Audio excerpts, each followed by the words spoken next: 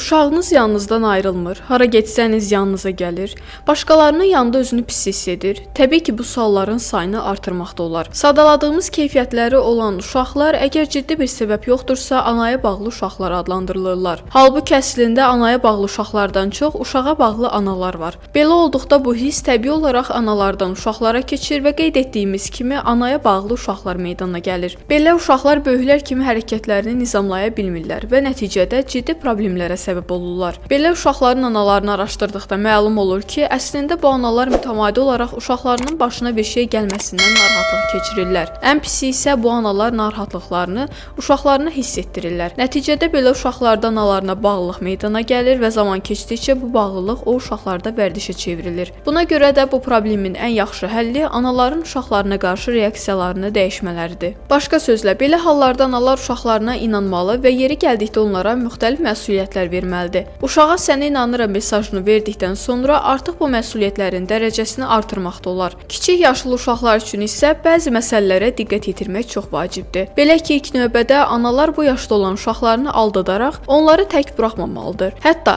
çox vacib işləri olsa belə analların buna yol vermələri doğru deyil. Digər tərəfdən, bəzən bu yaşda olan uşaqları konkret bir müddət üçün ana indi gələcək kimi izahlarla inandığınız insanlara və ya müəssisələrə əmanət edə bilərsiniz. Bundan başqa, ana uşağı ilə bağlı hər hansı bir narahatlıq keçirsə də, bunu heç vaxt uşağına hiss etdirməməlidir. Bir sözlə, anaya bağlı uşaqlardan çox uşağa bağlı analar var. Buna görə də bu cür analar ilk növbədə uşaqlarına qarşı bəzi reaksiyalarını dəyişməli və uşaqlarını anaya bağlılıqdan xilas etməlidirlər. Əgər bu bir nəticə verməzsə, bir mütəxəssisə də müraciət etmək olar.